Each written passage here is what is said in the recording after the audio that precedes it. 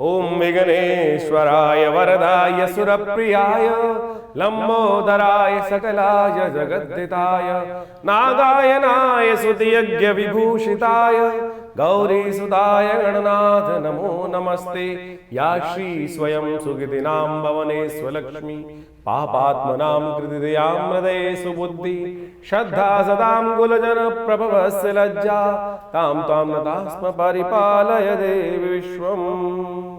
नमस्कार, स्वागत है आपका आचार्य वाणी में। मैं आचार्य डॉक्टर विक्रमादित्य आपके साथ हूं और आचार्य वाणी चैनल के माध्यम से हम आपको बताने जा रहे हैं अगस्त के अंतिम समय में ग्रहों का योग क्या खेल आपके साथ करने वाला है। जी हाँ, खेल ये एक ऐसा विषय है कि मेष राशि वालों बड़ी चमत्कारिक राशि मानी जाती है, बड़ी परिवर्तनशील मानी जाती है और ऐसे में मेष राशि वालों को हर दिन कुछ नया चाहिए। मेष राशि वालों के साथ समस्या क्या है कि बहुत जल्दी बोर भी हो जाते हैं और एक ढेरे में बहुत जल्दी बहुत लंबे टाइम तक रुक नहीं पाते हैं। हर रोज़ कुछ ना कुछ एक नया शगुफ्ता इनको चाहिए ही चाहिए। ऐसे योग इनकी राशि में बनते दिखाई दे रहे हैं। तो ये अगस्त का अंतिम काल आपकी राशि के दृष्टिकोण से जिस प्रकार के योग बना रहा है वो आपको अच्छे समझ लेना चाहिए। कई दिन बड़े महत्वपूर्ण आपके लिए बनने के योग बनते दिखाई देंगे। इस अगस्त के अंतिम काल में एक ऐसा दिवस आ रहा है, यदि उस दिन आपने थोड़ी सावधानी नहीं बरती तो बने बनाए काम में क्या होता है, लांछन लगने के योग बन सकते हैं। वो आपको समझना पड़ेगा कि कब का आपको कौन सी सावधानी बरतनी है। और कुछ ऐसे योग भी आ रहे हैं कि जिस दिन यदि उस रास्ते को आपने पकड़ लिया, देखिए रास्ता ही है जीवन एक रास्ता है। सही दिशा पकड़ ली तो वारे न्यारे और गलत दिशा पकड़ ली तो बस समस्याएं उत्पन्न हो जाती हैं। जीवन में दो ही तो मोड़ हैं, सीधा या उल्टा। और यदि किस्मत से हम सही रास्ते पे चलते चले गए तो फिर हमारे जीवन में आगे बढ़ने के रास्ते कोई रोक नहीं सकता। और गलती से कहीं गलत मोड़ पर मुड़ गए तो फिर उसमें तो रुकावट भी आने के योग बन सकते। तो ऐसा टर्निंग पॉइंट आपकी राशि में इन दिनों आने के योग बनते दिखाई दे रहे हैं। कौन सा टर्निंग पॉइंट कब आपको मिलने वाला है, ज्योतिष के दृष्टिकोण से वही टर्निंग पॉइंट आप सही उस टर्निंग पॉइंट पर आ जाए और सही रास्ता पकड़ लें, यही ज्योतिष का वास्तविक तौर पर लक्ष्य होता है। आप ग्रहों के दृष्टिकोण से आप समझें कि कौन सा दिन आपके लिए अच्छा है, कौन सा दिन खराब है। सबसे पहले हम बात करते हैं 21 अगस्त बृहस्पतिवार का अवसर और भाद्रपद के महीने की 13वां दिन है जो कृष्ण पक्ष से आरंभ हुआ है। त्रयोदशी तिथि है, प्रदोष एक दिन पहले हो चुका है। तो इस दिन ग्रह नक्षत्रों के दृष्टिकोण से परिवर्तन का समय है। परिवर्तन का समय ऐसा है कि वो कई प्रकार से आपके लिए नया रास्ता दे रहा है। मन बिल्कुल प्रशस्त है, सही जगह सोच रहा है, सही विचार कर रहा है, दृढ़ता भाव से रखा विद्यमान है। लेकिन अननेसेसरी की छोटी छोटी बातों में क्रोध जो आ जाता है, शांत रहिएगा। क्रोध है, सब काम बिगाड़ रहा है। शुक्र बदलने जा रहा है रास्ता। शुक्र इन दिनों चंद्रमा के साथ, बुध के साथ महालक्ष्मी योग का निर्माण कर रहा है। मन, चाणक्य नीति और साथ साथ कुशाग्र बुद्धि तीनों एक साथ आकर बैठ गए और सब ताकत में है। और ये आपके लिए बहुत अच्छे से वारे न्यारे करने की योग बना रहा है। बस ध्यान ये रखना है कि भगवान की कृपा, भाग्य से रास्ता देने के सही रास्ता बन जाए, वो शांति से प्राप्त होगा। शांति से रास्ते को चुनने का प्रयास करें। एक बात ध्यान रखिएगा, इस दिन भद्रा का योग है, नए कार्यों को आरंभ करने से बचना चाहिए। आपकी राशि में आवश्यकता है इस वक्त भगवती की कृपा की। माँ भगवती दुर्गा का नित्य प्रति साधना कर कार्य करोगे, भगवती का नाम लेकर कार्य करोगे, जितना भगवती महालक्ष्मी का यज्ञ करोगे, जप करोगे। महालक्ष्मी के व्रत भी आरंभ होने वाले हैं इस दिन, इसी अगस्त के अंतिम काल में। वो भी विधान हम आपको बताने वाले हैं। तो आज से ही भगवती महालक्ष्मी की आराधना, दुर्गा सप्तशती का पाठ, शतचंडी का पाठ करना शुरू करो। देखो वारे न्यारे होने के योग बहुत जल्दी आपकी राशि में बनते दिखाई दे रहे हैं। शुक्र परिवर्तन की तरफ जो गया है, ये बहुत महत्वपूर्ण महालक्ष्मी योग का निर्माण कर रहा है। तो आवश्यकता थोड़ी सी भाग्य को जगाने के लिए है।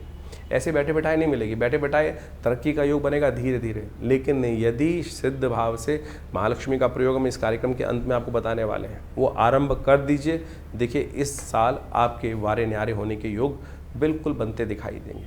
22 तारीख शुक्रवार और ऐसे में चतुर्दशी तिथि बन रही है और अघोर चौदस भगवान शंकर की सुंदर आराधना का दिवस बन रहा है।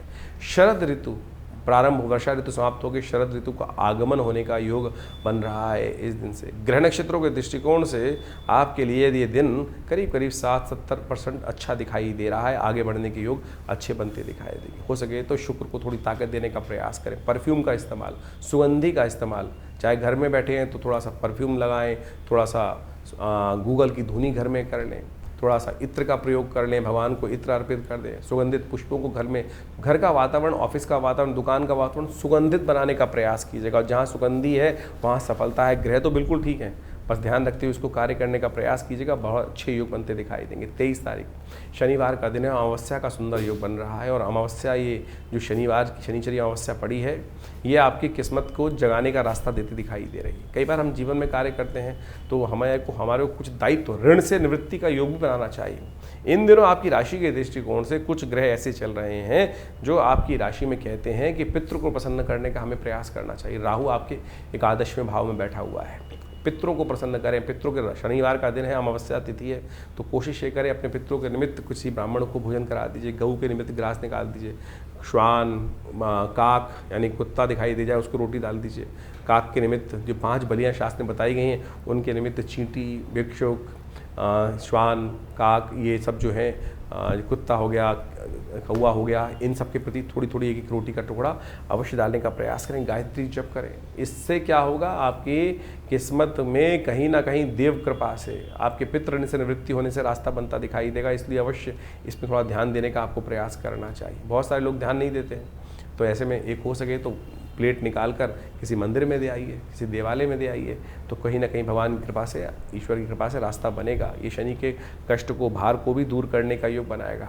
शनि इन दिनों आपकी राशि में जहाँ बैठे हुए हैं बड़े अजीब सा योग बना रहे हैं, कभी तो अच्छा कर देते हैं और कभी एकदम सूखा कर देते हैं, कभी सावन, कभी इस प्रकार से, कभी ऐसा बना देते हैं कि कभी बिल्कुल सूखा सूखा ग्रह बना देते हैं। तो इसको बैलेंस करने की ज़रूरत है, ये उपाय करेंगे तो अच्छा रहेगा। तो मेष राशि वालों, 24 तारीख का ग्रहों का योगा योग क्या है वो भी जान लीजिए। 24 तारीख रविवार का अवसर है और उस दिन प्रतिपदा शुक्ल पक्ष आरंभ हो रहा है। ग्रह नक्षत्रों के दृष्टिकोण से देखें तो प्रतिपदा के साथ द्वितीया का योग बन गया है, चंद्र दर्शन होने के योग है। ये चंद्र दर्शन बहुत खास है। वैसे तो भारतीय संस्कृति में नियम बनाया गया है द्वितीया का चांद अवश्य देखना चाहिए, लेकिन एक बात समझ लें, इस दिन का यदि आप चांद देख लेंगे शाम को तो बहुत सारे कलंकों से रक्षा प्राप्त करने का योग बन जाता है। कई बार क्या होता है, हम काम ठीक करते हैं लेकिन कहीं ना कहीं उसका डिस्क्रेडिट जो होता है, पूरा संसार में सारा दोष आपके सिर पे मंड दिया जाता है। कहीं ना कहीं उसका कारण होता है, अभी बताएंगे हम उसका कारण क्या है। ग्रह नक्षत्रों के दृष्टिकोण से आप समझें ग्रहों का योगा योग क्या कह रहा है आपके लिए। ग्रहों का योगा योग आपके लिए विजय का योग बनाता दिखाई दे रहा है। आप बेकार सोच में पड़े हुए हैं, उठिए चलिए, रास्ता आपके लिए खुला हुआ है। विचार करते रहोगे तो कुछ नहीं मिलेगा, चुप चलते हैं वही विजय प्राप्त करने के योग बनाते हैं। तो इस समय तो योग ऐसा बन रहा है कि आप आगे बढ़ेंगे तो कोई भी आपके लिए जो रुकावट डालने का प्रयास करेगा वो कहीं ना कहीं अपना ही नुकसान कराएगा। तो ऐसे योग बन रहे हैं। चंद्र दर्शन अवश्य कर लीजिएगा। आज कहा जाता है आज का चंद्र दर्शन शाम को यदि जिसने कर लिया, चौथ के चांद का दोष कलंक भी उसको नहीं लगता है। भगवान कृष्ण ने भी एक बार चौथ के चांद का दर्शन कर लिया था, कलंक उनसे वो भी नहीं बच पाए। इस कार्यक्रम में हम उस पर पूरा सार उपस्थित करने वाले हैं। तो इस दिन का यही सबसे बड़ा निर्णय है, तो उसको समझते हुए कार्य करेंगे, अच्छा रहेगा। 25 तारीख की भी जान लेते हैं। सोमवार का अवसर, द्वितीया तिथि विद्यमान है और उस दिन ग्रहों का योग परिवर्तन की तरफ आपको ले जा रहा है और ये परिवर्तन इमोशनल तौर पर आपको थोड़ा सा सेटबैक होता दिखाई दे रहा है। कई मामले जिन पर आपको पूर्ण विश्वास है वो आपके हाथ से निकलते जा सकते हैं, यानी आपको आने वाले 2-3 दिन खास तौर पे थोड़ा ध्यान रखने की ज़रूरत है। स्वास्थ्य के मामले में भी, इमोशंस के मामले में भी थोड़ा विचार, नए कार्यों को करते हुए थोड़ा सा अपने आप को दृढ़ विश्वास करने का प्रयास करें। उपाय है, चिंता ना करें, भगवान दूध का दान करना चाहिए, हो सके तो भगवान शंकर को दूध से अभिषेक करने का प्रयास करना चाहिए। छोटे छोटे उपाय हैं, इनको कर कर आप अपने कष्टों को निवृत्त करने का योग बना सकते हैं। तो करिए, चावल का दान करें, हो सके तो चंद्रमा के मंत्र का जप कर लें, ये आपके लिए बहुत अच्छा रहेगा। 26 तारीख मंगलवार का अवसर, तृतीया तिथि है और इस दिन तृतीया और चतुर्थी का योग बन रहा है। विश्व के कई कोणों में गणेश चतुर्थी इसी दिन मनाई जाएगी, चौथ का चांद इसी दिन माना जाएगा और ऐसे में समझ लें चौथ का चांद दर्शन कर लेने से कई बार दिक्कतें होने का योग बन जाता है। जहाँ जहाँ चतुर्थी जो है मध्याह्न वापनी आज से आरंभ हो गई है। भारत के विदेश में जितने भी लोग रह रहे हैं, आप मान के चलें अमेरिका इत्यादि में जो चौथ है उसी दिन मनाने का योग बनता दिखाई दे रहा है। तो ऐसे में ग्रह नक्षत्रों के दृष्टिकोण से आपको विशेष तौर पर एक बात समझना चाहिए कि इस दिन चौथ का चांद दर्शन नहीं करना चाहिए। इस दिन मंगलवार भी है, महाचतुर्थी का योग बन रहा है। गणेश जी का सुंदर स्तवन करने से भगवती के समस्त जीवन के समस्त विघ्नों को दूर करने का योग अवश्य बनता दिखाई। साथ साथ वराह जयंती का योग भी बन रहा है, अंगारक चौथ का योग बन रहा है, मंगल का जन्मदिवस का योग बन रहा है। ये नक्षत्र ग्रहों का बड़ा विचित्र योग है ऐसे में, क्योंकि इन दिनों आपकी राशि के दृष्टिकोण से देखिए मंगल और शनि की युति चल रही है। मंगल और शनि एक दूसरे के सामने विद्यमान है, टकराव चल रहा है।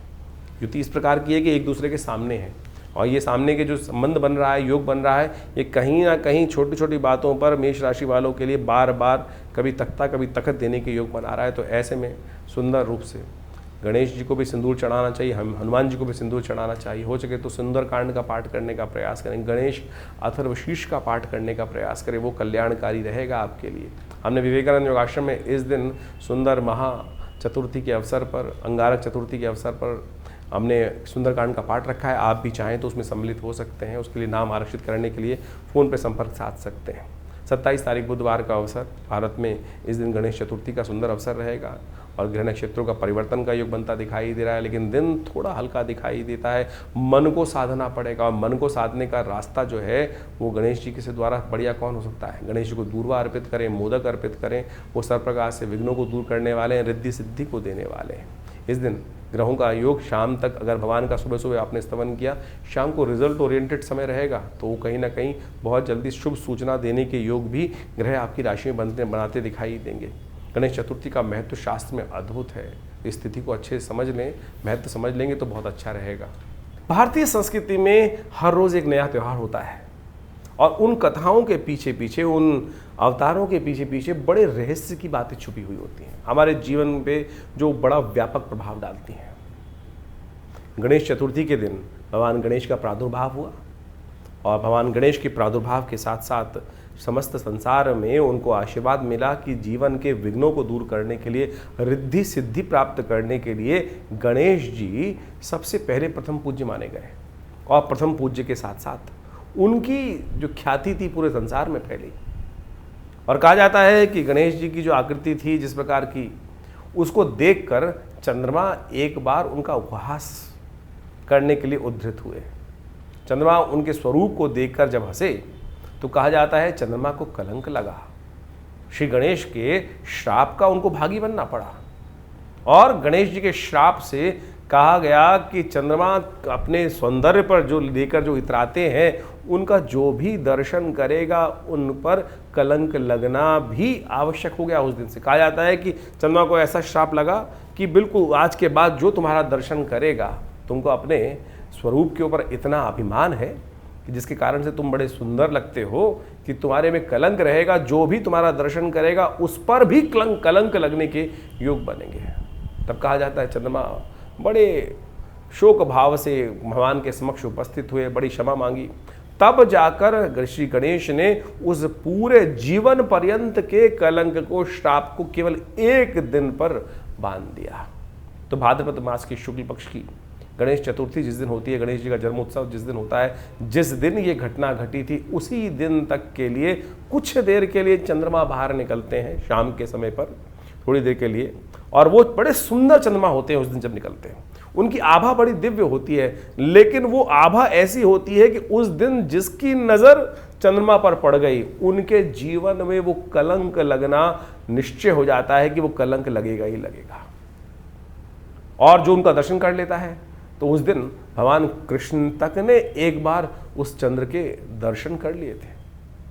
चौथ के चांद का दर्शन कहा जाता है कि बिल्कुल नहीं करना चाहिए। रामायण के अंदर भी इस भाव को रखा गया है कि बुद्धिमान व्यक्ति जो होते हैं इस बात को मानते हैं कि चौथ के चांद को नहीं दर्शन करते हैं, चौथ के चांद को दर्शन कर लेने से कलंक लग जाता है। तो इसलिए बुद्धिमान व्यक्तियों को इस बात का ध्यान रखना चाहिए। लेकिन गलती से मत्थे लग गया चंद्रमा।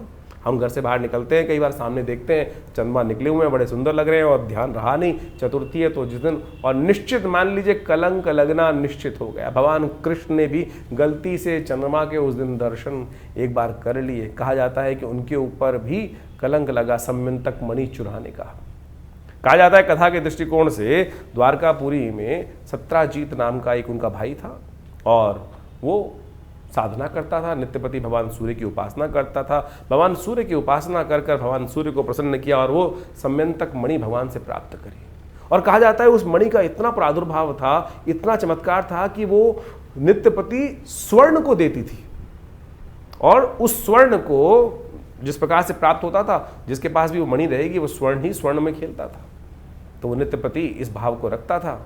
लोगों ने कहा सत्राजीत को कि ये मणि तेरे लायक नहीं है, तुमको भगवान कृष्ण को दे देनी चाहिए, जिससे समाज के सुंदर कार्य हो सके, समाज में सुंदर लोगों की सहायता हो सके। लेकिन सत्राजीत अभिमान ग्रसित था। तो सत्राजीत ने उस जब सम्यंतक मणि को भगवान सूर्य से प्राप्त कर लिया तो कहा जाता है कि वो 8 पैर सोने का निर्माण करती थी।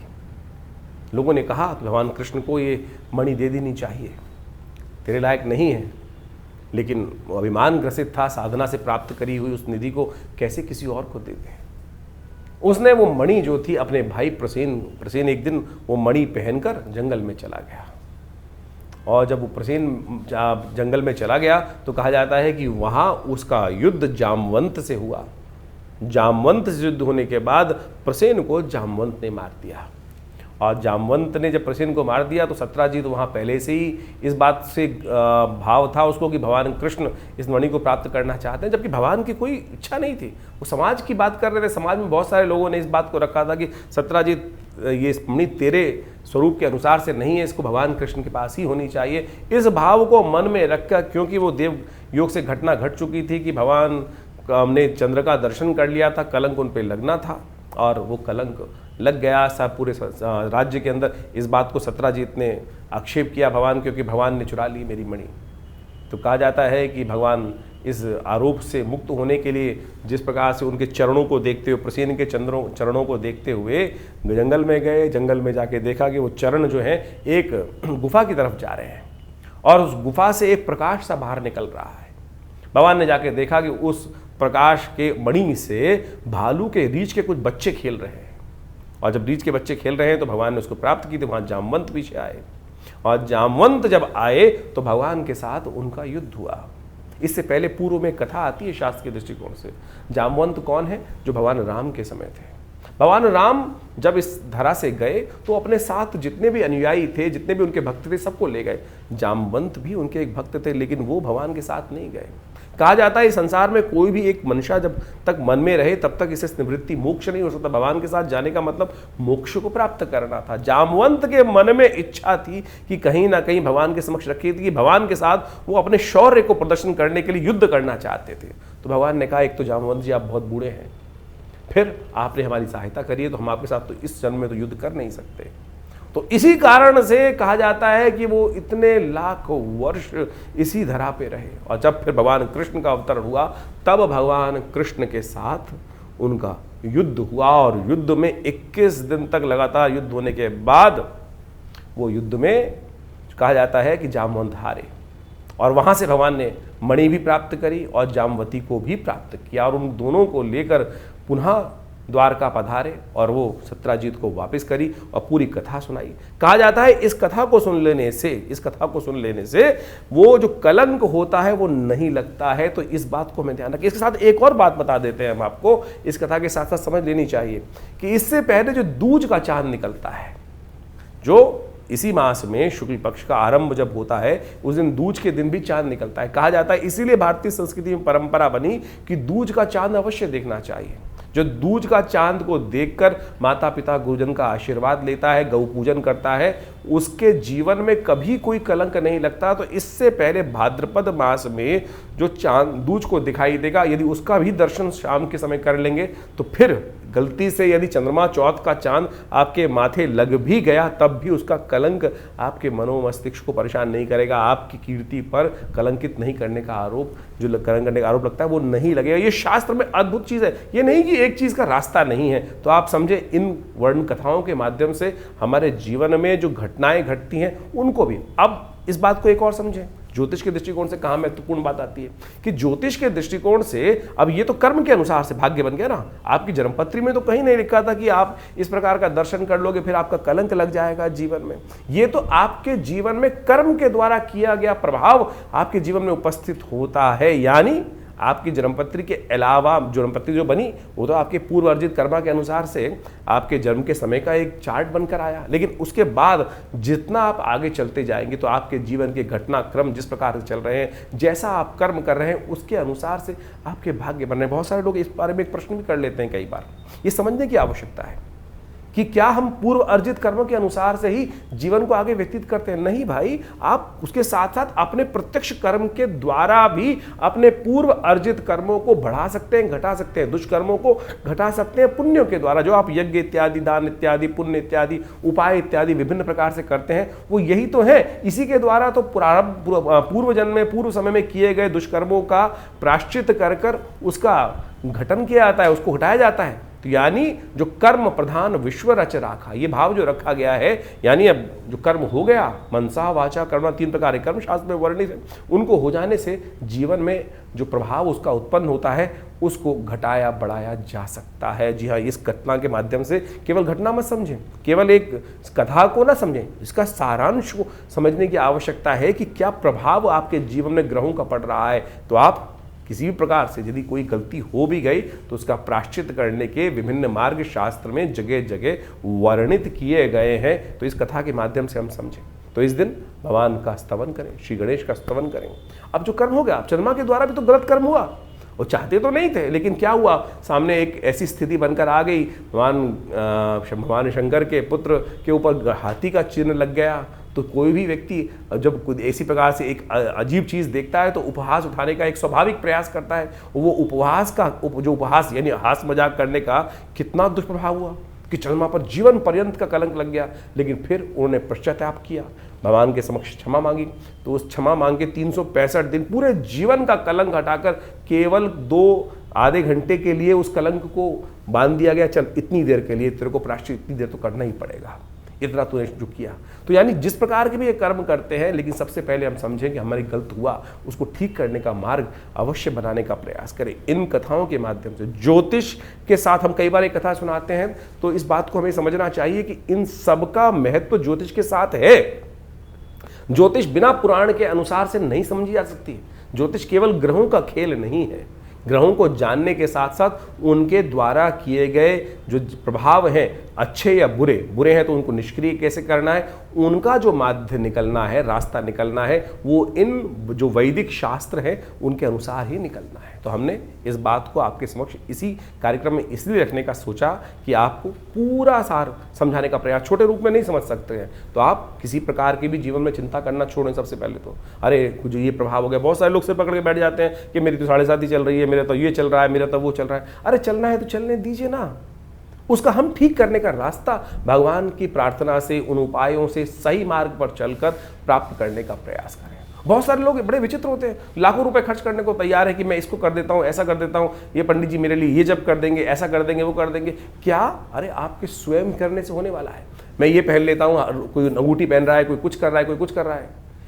कर्म मन से सोचने से, कर्म को सही मार्ग पे करने से तब जाकर कष्टों से निवृत्ति का मार्ग बनेगा। इसको सैद्धांतिक तौर पर आपको अच्छे से समझ लेना चाहिए। आपका स्वयं का समर्पण चाहिए, तब जाकर भगवान की कृपा आपके जीवन में प्राप्त होगी। तो ये सुंदर रूप से गणेश जी का जो जन्म की कथा है ये बड़ी अद्भुत है, और हमने इस दिन विशेष तौर पर भगवान की प्रार्थना करने के लिए आश्रम में बड़े विशेष कार्यक्रम रखे हैं।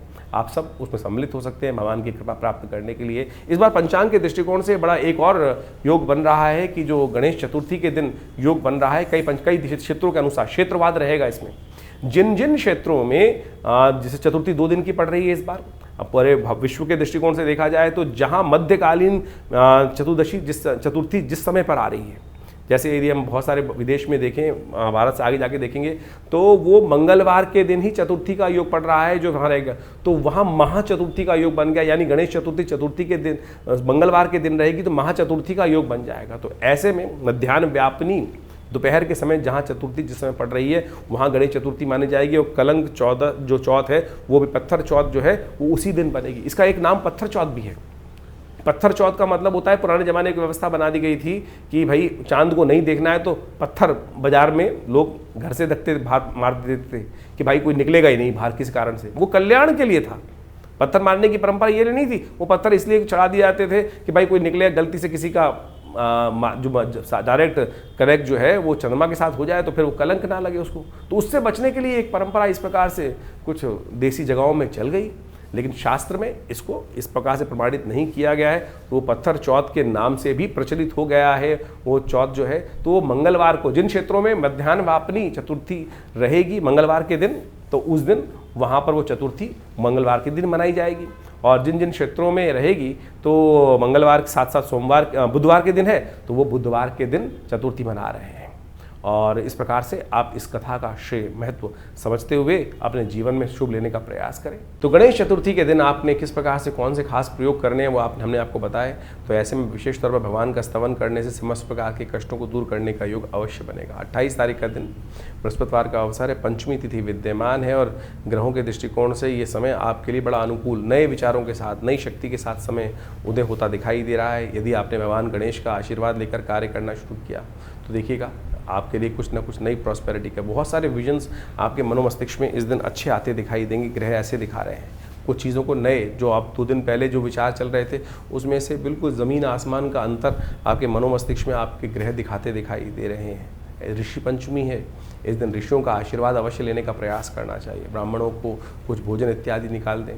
कहा जाता है सप्त ऋषियों का पूजन इस दिन करके आपको अवश्य कुछ ना कुछ नया कार्य करने का प्रयास करना चाहिए। रवि योग है, नए चीज़ों कार्यों को आरंभ करने के लिए दिन अच्छा दिखाई देता है। 29 तारीख शुक्रवार का अवसर, षष्ठी तिथि इस दिन विद्यमान है। सूर्य षष्ठी का योग बन रहा है, बलदाऊ छठ का योग बन रहा है, साथ साथ अगस्त ग्रह भी इस अगस्त जो तारा है इस दिन उदय हो रहा है। तुलसी बाबा ने लिखा उदित अगस्त पंथ जल शोषा, यानी रास्ते में जितने भी जल इकट्ठे होने के रास्ते होते हैं, रास्ते खुल जाते हैं। ऐसे में योग पुराने ज़माने में चलता था, यात्राएं आरंभ होने के, चतुर्मास में वैसे तो यात्राएं नहीं होती हैं, लेकिन इस दिन के बाद से यात्राएं भी आरंभ होने के योग बनते थे। कहा जाता है कि पानी बहुत ज़्यादा एकत्र नहीं मिलेगा, कुछ ना कुछ रास्ते धीरे धीरे अपने आप खुलने के रास्ते बनते दिखाई देंगे। ग्रह नक्षत्र भी कुछ नई उम्मीद आपकी राशि में जगाते दिखाई दे रहे हैं। सूर्य आपकी राशि में जो परिवर्तन की तरफ गए हैं वो नई उम्मीद, नए संपर्क साधने के बहुत अच्छे रास्ते दे रहे हैं। केतु के साथ विराजमान होकर कुछ न कहीं झंडा लगाने के योग बनाते दिखाई दे रहे हैं। तो आप चलोगे तो बिल्कुल अवश्य रास्ता बनता दिखाई देगा, लेकिन शांति से। शनि मंगल का टकराव है, थोड़ा सा उग्र ज़्यादा हो रहे हैं, तो उग्रता तो चाहिए, मतलब एग्रेसिवनेस चाहिए, लेकिन झगड़ा नहीं चाहिए, इस बात का ध्यान रखना है। तो छोटी छोटी बातों में एकदम आग बबूला होना ठीक नहीं रहेगा, तो उसमें अच्छा काम करें। सूर्य को जल देने का प्रयास करें, सूर्य को अर्घ देने का प्रयास करें। इस दिन कहा जाता है जैसे होली बनती है, बलदाऊ छठ के दिन विशेष तौर पर छठ भगवान कृष्ण का भी पूजन होता है, बलदाऊ छठ का भी भगवान का सुंदर छठ का पूजन रहता है। दही के साथ होली खेलने की परंपरा भारतीय संस्कृति में रही है। इस दिन हल्दी मिलाकर दही के साथ सुंदर रूप से भगवान का स्तवन करते हुए भगवान को स्नान कराने की परंपरा शास्त्र में रही है। आनंद रूप से हमारी संस्कृति आनंद की संस्कृति रही है। हर रोज़ नया उत्सव है।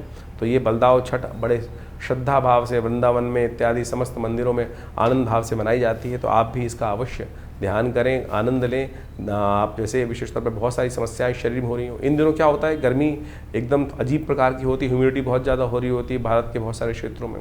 तो दही से स्नान कर लेने से क्या होता है कि घमौरिया इत्यादि में भी, स्किन डिसीज़ में बहुत ज़्यादा परिवर्तन का योग बनता है। तो हल्दी युक्त इन दिनों जो ये परंपरा बनाई गई, हल्दी युक्त दही से मट्ठे से होली खेलने की परंपरा जो रही, स्नान करने की परंपरा रही, वो वास्तविक तौर पे आपके स्वास्थ्य के साथ जुड़ी रहती है। तो इस बात को हमें इस बारे में विचार करते हुए कार्य करने का प्रयास करना चाहिए। 30 तारीख शनिवार का अवसर, सप्तमी तिथि विद्यमान है। ग्रहों का थोड़ा परिवर्तन जो हो रहा है वो थोड़ा सा कहीं ना कहीं आपके लिए थोड़ा नेगेटिव रहता दिखाई देगा। विचार थोड़े से कहीं ना कहीं जो चीज़ आपने टारगेट बनाई थी शायद उनमें उतना रिजल्ट ना आने के कारण से मन थोड़ा शुद्ध होता दिखाई देगा, क्योंकि इस दिन बुध भी परिवर्तन की तरफ जा रहे हैं। बुध सूर्य के साथ जाके विराजमान हो जाएंगे, अस्त हो जाएंगे। अपॉर्चुनिटीज़ तो देंगे, लेकिन अस्त होने के कारण से शायद वो कई चीज़ें ऐसी होंगी कि बिल्कुल एकदम जितनी जल्दी से आप सोचते हैं ना, मेष राशि वालों के लिए हर चीज़ में जल्दी जल्दी ग्रैब करने की आदत होती है, उतनी जल्दी चीज़ें नहीं बनेंगी। तो फिर क्या होता है, थोड़ा हतोत्साहित मन, थोड़ा परेशान होने के योग बन सकते हैं। तो हतोत्साहित ना हो, उसका उपाय करने का प्रयास करें। हो सके तो थोड़ा सा एक काम करें, भगवान शंकर का कहीं काले रंग का शिवलिंग विद्यमान हो तो उस पर दही अर्पित करने का प्रयास करें, इससे बुद्ध को ताकत मिलेगी। और हो सके तो बिल्वपत्र भी भगवान को अर्पित करने का प्रयास करें। गौशाला में हरा चारा, पालक इत्यादि देने का प्रयास करें। बुद्ध को ताकत देना इन दिनों बहुत ज़रूरी रहेगा, नहीं तो चीज़ों को मैनेज करने में थोड़ी दिक्कत आने के योग बनते दिखाई दें। एक काम और कर सकते हैं, बुद्ध के मंत्र का जप, क्योंकि बुद्ध अस्त हो जाता है तो क्या होता है कि संसारिक बुद्धि में थोड़ा कहीं ना कहीं कम। तो नित्य प्रति 108 बार बुद्ध के मंत्र का जप करें। हमने अपने इन वीडियोस के अंदर आजकल अभी एक नया वीडियो ऐड किया है, ग्रहों के उपाय के तौर पर बुद्ध का 108 बार चांट मंत्र जप। तो आप हमारे इन लिंक पे जाकर उसको क्लिक कर सकते हैं और उसको सुने, उसको नित्य प्रति 108 बार उसका जप है और उसको कुछ दिन सुनेंगे तो क्या होगा कि बुद्ध का उपाय नेगेटिव भाव के साथ साथ आप स्वयं जो भाव उत्पन्न हो रहा है उससे निवृत्ति का योग बहुत अच्छे से बन जाएगा। तो इसको अच्छे से करने का प्रयास कीजिए। 31 तारीख रविवार का दिन है, अष्टमी तिथि विद्यमान है और ये अष्टमी बहुत खास है। ग्रह नक्षत्रों के दृष्टिकोण से चंद्रमा तो नीच के चल रहे हैं, लेकिन देव योग बना रहे हैं। इसमें महालक्ष्मी के व्रत आरंभ हो रहे हैं। जब हमारा बस चलता नहीं है ना, तो सब कुछ भगवान के प्रति छोड़ देना चाहिए। भगवान अपने आप आगे साथ देते हैं। ये प्रत्यक्ष रूप से हम आपको बताने जा रहे हैं वो उपाय, दिव्य उपाय जो इस दिन से आरंभ करके हम केवल, जो बहुत सारे विधान के अनुसार से बताया जाता है, केवल हम फूल, पत्ती, माला, नैवेद्य, दीप इत्यादि देकर ही भगवान की पूजा करके सब कुछ कर लेते हैं, लेकिन वो अनुष्ठान नहीं होता है।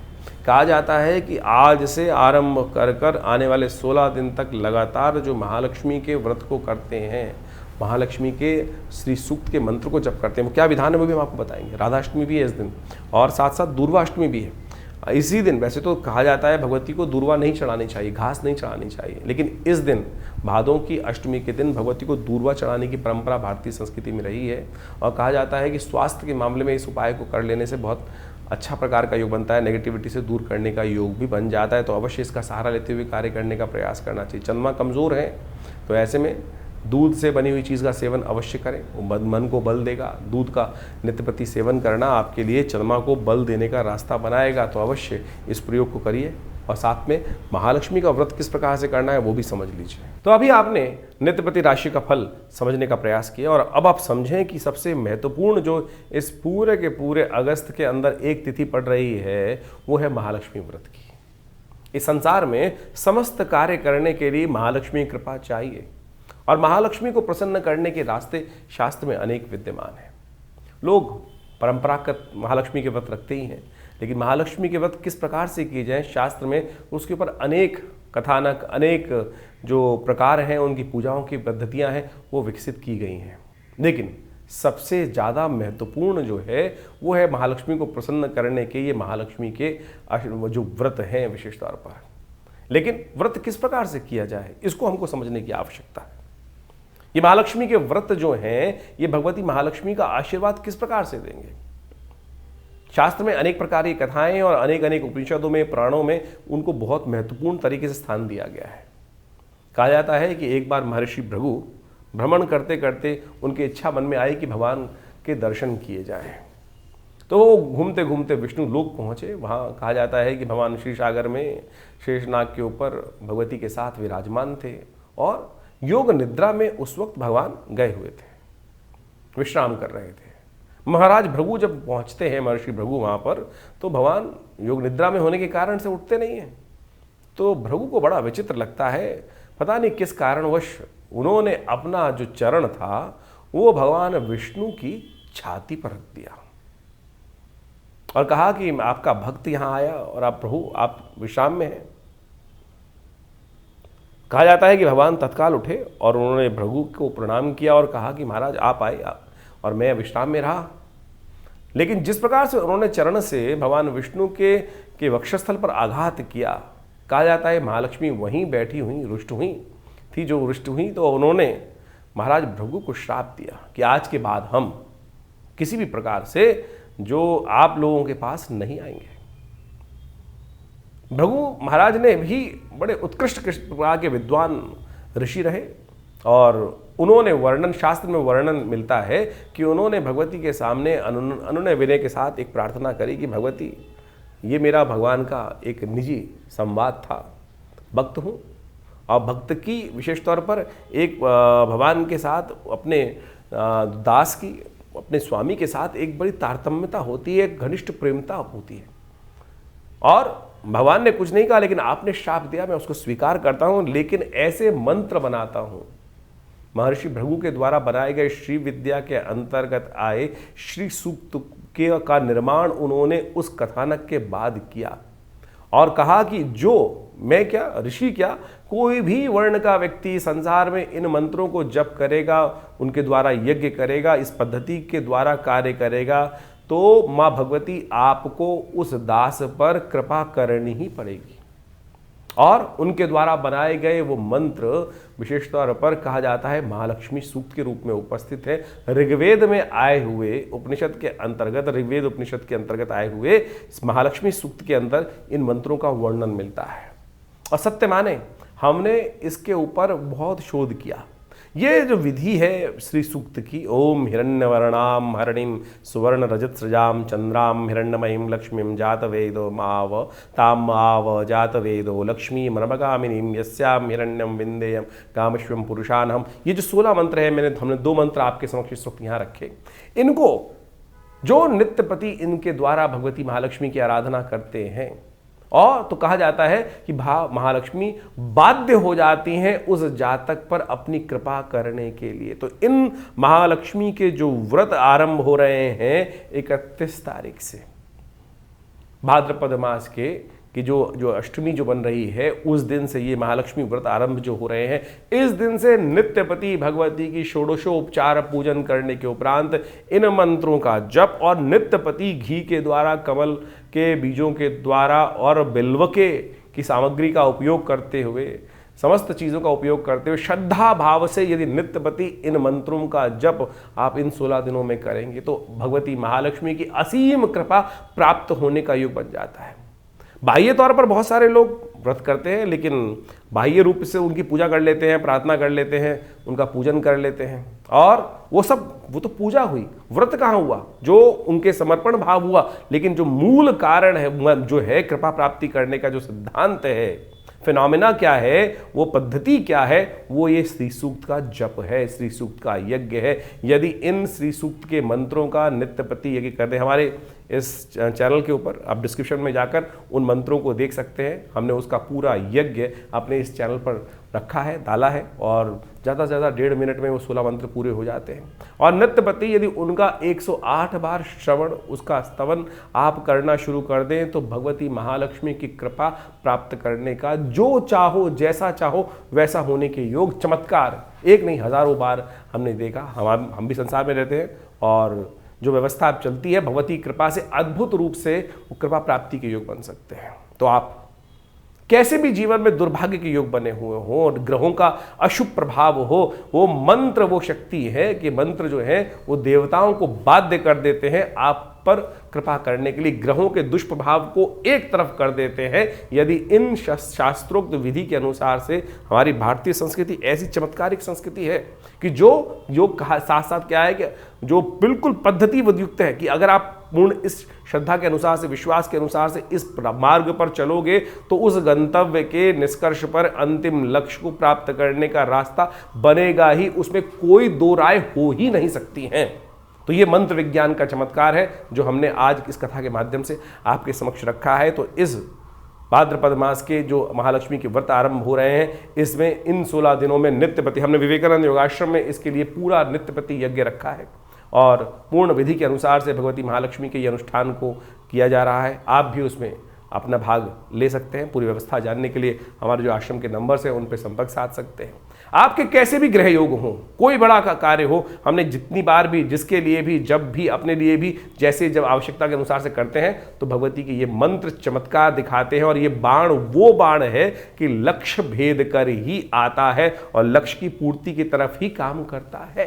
तो बड़ी श्रद्धा के साथ आप इन महालक्ष्मी व्रतों को करें, श्रद्धा के साथ इस तरफ चलें। हमारा विश्वास है कि भगवती कृपा से आपके अद्भुत मनोकामना सिद्धि के योग अवश्य बनेंगे। तो इस कार्यक्रम में हमने आपके समक्ष समस्त राशि का प्रभाव उपस्थित किया। तो आप इस पर चलकर, इन मंत्रों को जानकर, इस विधि को जानकर अपने जीवन में कल्याण का मार्ग प्रशस्त करें। धन्यवाद।